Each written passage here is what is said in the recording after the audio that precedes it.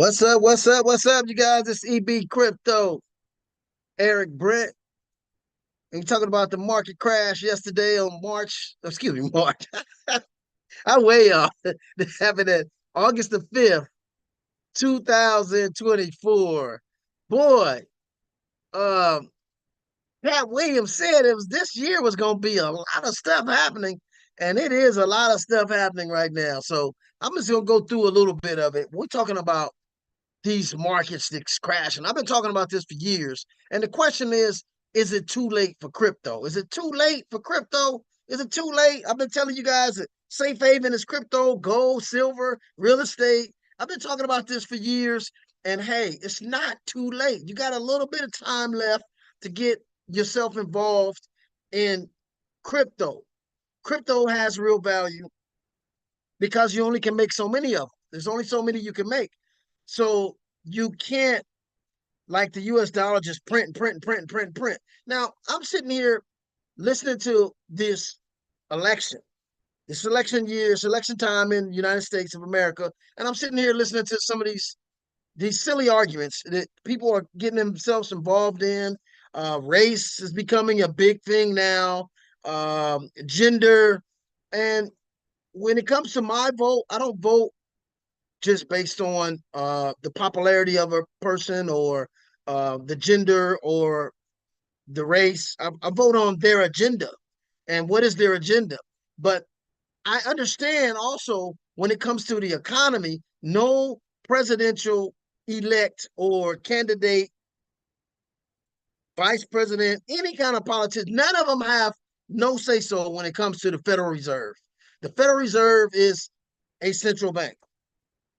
Let's get that understood. One of the reasons I joined and started studying cryptocurrency because in 2008, when we had this whole economic global meltdown, back in 2008, with the housing market and those mortgage CDs backed by mortgages, just really kind of like screwed up the entire world. When that happened, you know, and Bitcoin came out, I didn't know anything about it until around 2016. I mean, I think around 2010, there was a guy that introduced me to crypto, and the way he introduced me, it didn't represent what it was, what it's really about. And what he told me was, he said, this guy named Leon, he said, you should get into Bitcoin. I said, what is Bitcoin? He said, it's a money that a Chinese guy made. And I was like, nah, pass. Not understanding it was a decentralized idea that allows peer-to-peer transaction and is decentralized, which disconnects from the average interactions of economics. And so if I would have been explained that way, then it would have been more interesting to understand or to be involved in it. But I didn't come into Bitcoin until around 2016.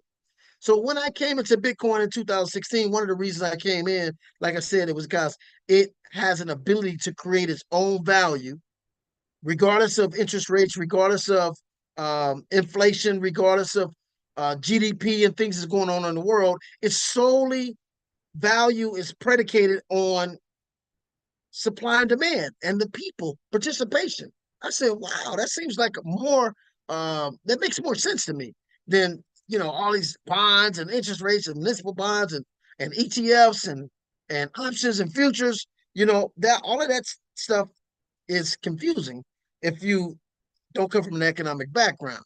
But it also has a lot to do with the value of the dollar. But crypto is not predicated on that. And it wasn't at first. And that was my initial interest in this industry. But now what's happening? It's a different ball game now. Bitcoin, now there's ETFs, it's being traded on Wall Street, Ethereum being traded on Wall Street, and it's bringing the entire cryptocurrency into the realm and interacting with stock market. And that's what something that I saw back in 2017. I saw when the first Bitcoin ETF was talked about with the Walkenvoss twins. I kind of like, I didn't really think that would serve the industry well. And if you read the book Hijacking Bitcoin by Roger Ver, you'll see what I'm talking about. So I want to share something with you guys. When they asked Kamala Harris about inflation, there was a reporter that asked her, what would her policy be for inflation? And I'm going to share with you guys what she said in this particular interview. Just give me a minute here. Let me get this. Let me get this here. I'm gonna share with you guys what she said, which I thought was kind of ridiculous, but I want you to take it for yourself. I'm gonna share with you guys what Kamala Harris said in her when she was asked about Bitcoin. Let's see what she said. Harris talking without a teleprompter. Here is her attempt to explain her stance on inflation. Prices have gone up, Uh, and families and individuals are dealing with the realities of that bread costs more, that gas costs more. uh, And we have to understand what that means. That's about the cost of living going up. That's about having to stress and stretch limited resources. That's about a source of stress for families that is not only economic, extraordinary testament to the importance so of having based on her a president definition of who what she understands said, the power of diplomacy. let me cut that off. Based on her definition of what she said, and it made no sense. She was asked a question by a reporter. What was her solution? What was her policy? And what would she do to circumvent inflation? And she goes into this long explanation of inflation affects every family and basically the cost of living going up. And she don't understand what she's talking about. she she don't understand economics. She really don't. And if she did understand it, she still has no power to have any um, effect on it or any kind of effect on it because it has nothing to do with a president. In fact, the central banks called the Federal Reserve and the International Monetary Funds, this economy has been going down for quite a while. Okay. And basically, it's a debt based economy, it's based on debt. And I talked about this a few days ago how 40 years ago, we only had $970 billion worth of debt. 907, not even a trillion. Now, as of September 2023, there was 33 trillion. Okay. And from September to January 2024, another $1 trillion was added in like 4 or 5 months to 34 trillion. And now here we are in August, and now we're at 35 trillion. So every 4 to 6 months, we get another $1 trillion added to the debt. When it took us 40, it took us actually 200 years, I guess, to get to 960 billion. It took about 200 years. So this gives you an indication of how fast disinflation is coming. It's in overdrive right now. It's like every 2 or 3 months we go on another trillion, another trillion, another trillion. But again, I'm focusing on the response of Vice President Kamala Harris when they asked her about inflation. Oh well, inflation is. They asked her what was her policy. She never answered the question because she doesn't have a policy. She understands that this is way over her head. It's dealing with too many different factors. So again, I thought that was interesting. Then when they asked Donald Trump is now saying it's the Camilla crash. But that's not even correct because Camilla has nothing to do with this crash. Nothing whatsoever to do with this crash. I'm going to read something right quick. We're going to go and read something real quick on this crash and what they think was the leading component in the crash itself. Let me read this article. It's an article right here I got. Okay. And it talks about what's going on in Japan. Japanese stocks rebound today on the 6th from the worst crash since 1987, while global markets are mixed. So, we're still kind of like foggy about what's going on because we're so afraid of this recession that they say is coming, but I'm saying it's here. Hong Kong, London, CNN, Japanese shares soared Tuesday, crawling back from the record losses from the previous day and underpinning a patchy recovery on global markets. The benchmark Nikkei 225 index finished 10% higher, and the broader topic closed around 9% up. Elsewhere in Asia, South Korea, crispy, rebounded. I guess they call theirs the Kospi. The Kospi rebounded 3.3%, while Taiwan stocks gained 3.4%. However, Hong Kong's Hang Seng Index, which closed later, was down 0.3%. Markets soared around the world, plunged during Monday session, when the combination of fears about the slowing down of the U.S. economy, raising Japan's interest rates, and the crumbling of tech stocks. So basically, what's going on is they're going up on the interest rates. They have to, and in Japan to try to keep up with the inflation. We've been going up and up and up and up and on interest rates, and I didn't quite understand at first why in a inflated economy would you go up, but the concept is when you go up on interest rates, then inflation slows down, and it really that's what they tell the people. But really, what's going on is they're raising the interest rates so they can sell those U.S. Treasury bonds, which is the debt, to other countries at an inflated rate that they anticipate getting back in interest on buying the debt. So that's really what it is. So the more they go up on interest rates, the more it makes those bonds more attracting to foreign buyers of the debt. So that's why you guys say China owns most of the debt. Well, China is selling a lot of their U.S. bonds. They're selling a lot of them to get back cash to back their own system of currency that they're trying to come up with Russia and other countries in the BRICS. They're trying to come up with their own dominant system of economics. But I just thought I would share that with you guys. Is right now it's not too late to start getting gold. It's not too late to start getting crypto. I don't like cryptos with no function. And this is why I locked arms now with a company called Connect, and it's a group of developers who are decentralizing certain industries and putting them on the blockchain. We disconnecting from the system and creating our own value. I'll give you an example.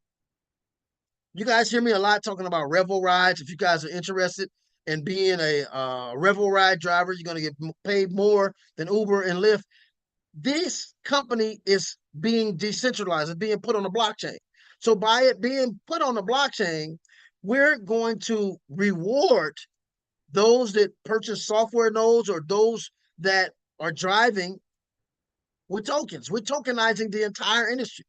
And these tokens will have value because there's real money being paid for the rides, which will give the tokens real value, US value, dollar value. And by there being a limited amount of tokens, that also is going to give the tokens value. You can't just print up tokens. There's a set amount from the time that those tokens are released, and you can't make any more. So, but the beauty about crypto, what most people don't know, is usually a cryptocurrency, if it's on Solidity, which it is, it can be it can be divided. It has that capability of dividing it into like 100 million pieces. One token could be divided into 100 million pieces.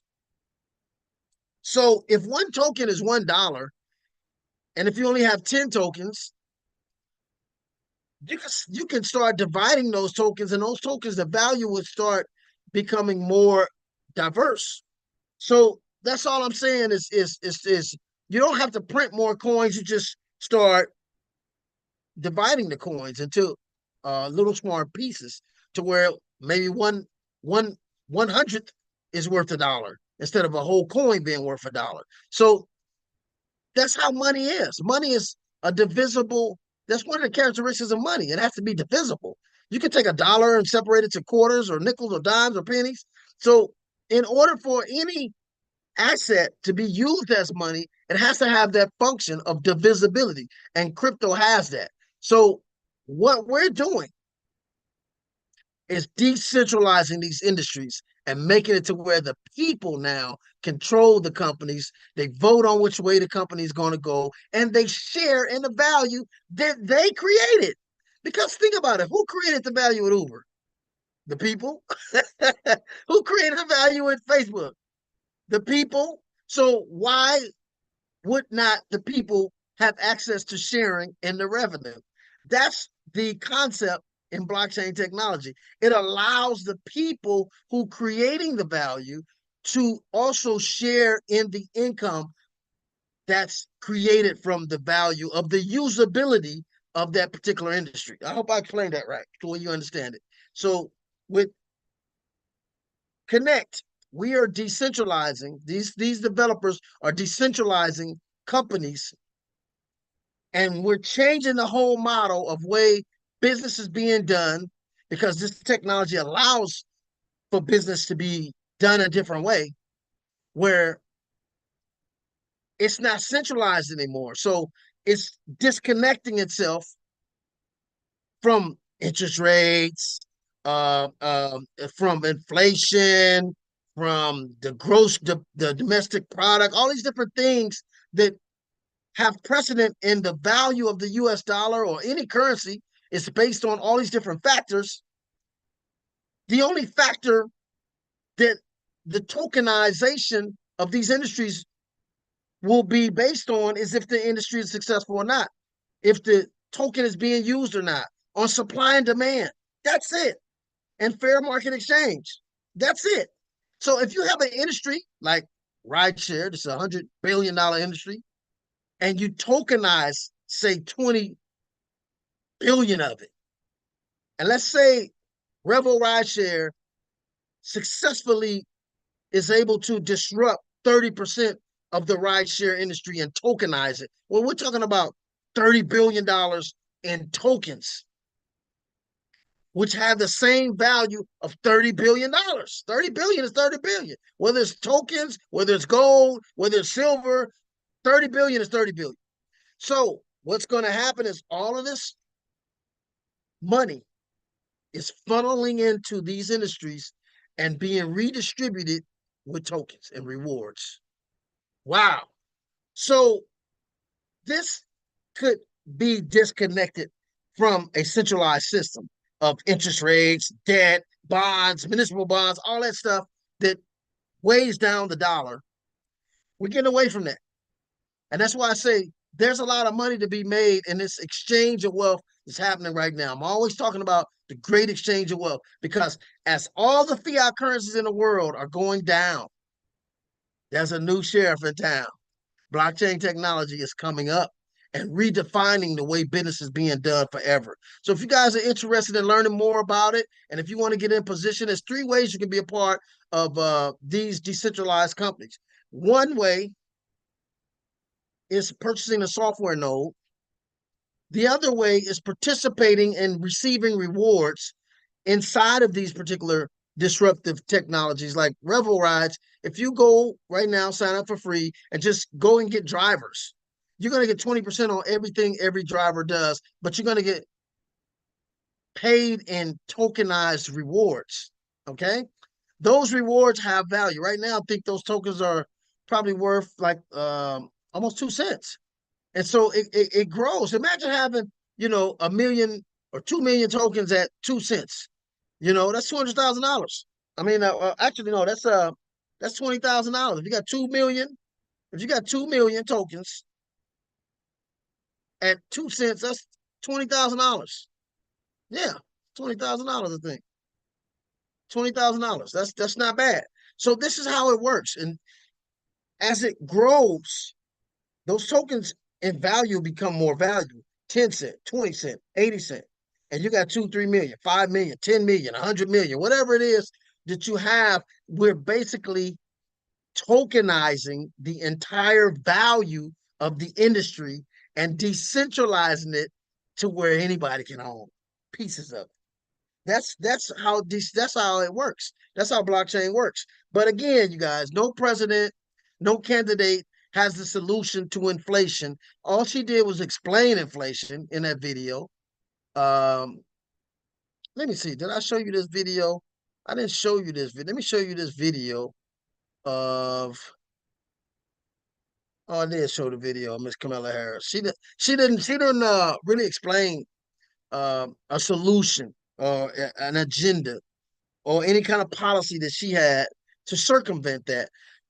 She basically gave a fifth grader education of what inflation is, and I never once heard her mention that the value of the dollar goes down. She kept talking about how the cost of living go up, this go up, that go up, this go up. No, the value of the dollar goes down. That's what's happening because they're just printing and printing and printing, and so many other factors that made the dollar powerful are changing. Saudi Arabia didn't renew the contract with the petrodollar, meaning to have everyone in the world buy oil for US dollars. They didn't renew that. So now the dollar is losing some of its use case. So now by it being used less, it gives it less value. It's just that simple.